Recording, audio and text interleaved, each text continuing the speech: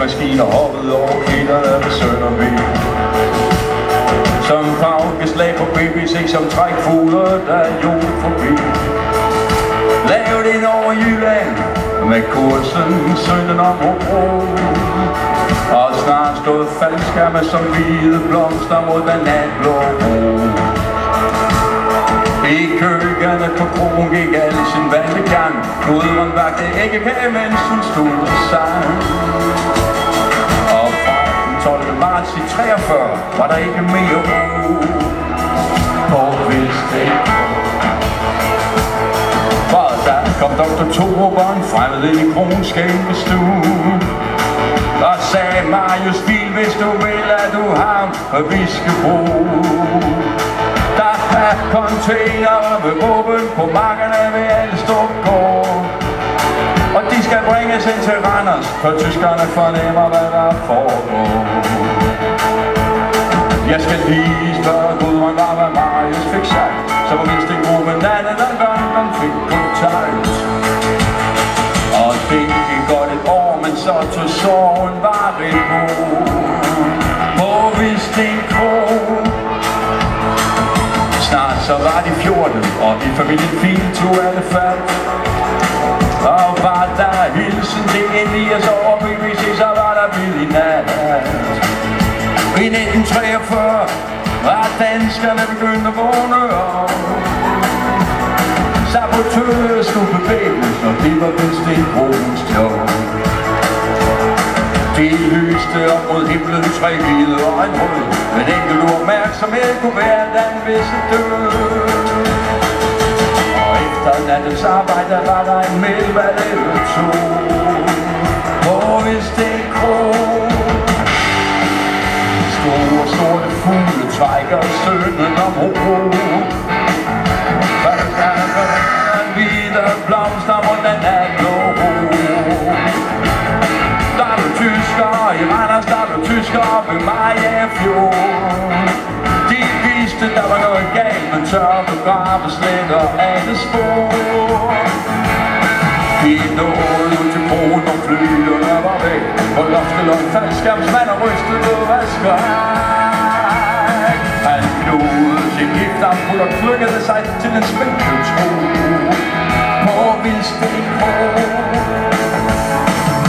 Faldskærmsmanden, han var frivillig, han var lydløs, han var rå. Han kunne sprænge broer, så de Wehrmachtstog transporter gik i stå. Men han betalte ikke Gestapo hos en kvinde, som han faldt for og fik lov. Og giftampullen fik han ikke, for de tog ham, mens han sov. Ældste sorte bødler satte Tommy store på, og Marius var røbet før til stikland af det blå. Ja, klokken var slået, da Bornholmeren den stod to på Vestbro.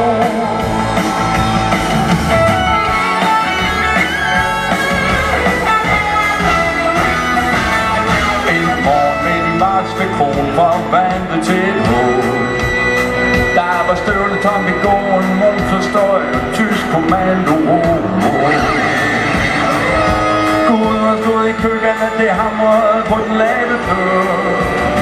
Heil Hitler, hente for Gudrun, viskede Gud, nej, hun er lige før. Men Marius han grønnet af den gamle fatalist. Den går jeg nok ud og lad nu være så trist. Men hun gøs, og der var en hæslig lyd af en stikker, der lå. Og hvis det kunne, så satte 14 ind til Aarhus og så til Horsebro. Og Niels Fien sagde til sin far, jeg tror det bliver vores død. Hvis den gruppen sad som gidsler i en gammel rød barak. For nazisterne skulle have nogen at skyde for at holde folk i skak. Og der var hus i København, der blev krigsretten sat. Og 8 af dem dømtes til at dø den næste nat. Men man hørte ingen råd, når de tog det med en iskold ro. Dem fra Hvidsten-Kro. Og da Marius forlod sin sættefagnen, han en tysk soldat. Og tilgav ham og sagde, du skal vide alt. Det er ikke jer almindelige tyskere, som vi har kæmpet mod. Nej, det er det onde, der har magten over jer, og også tyskeren forstod. I Røvangen til sidst, hvor de tavse pæle står. De 8 af dem sang, altid frejdig, når du går. Og solen steg, og ordren lød, så faldt de 2 og 2. Dem fra Hvidsten-Kro.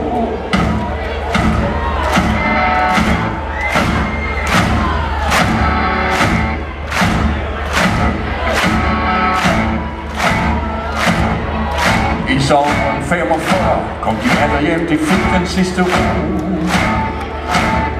I en fællesskab af landevejen 100 meter nord for Kro.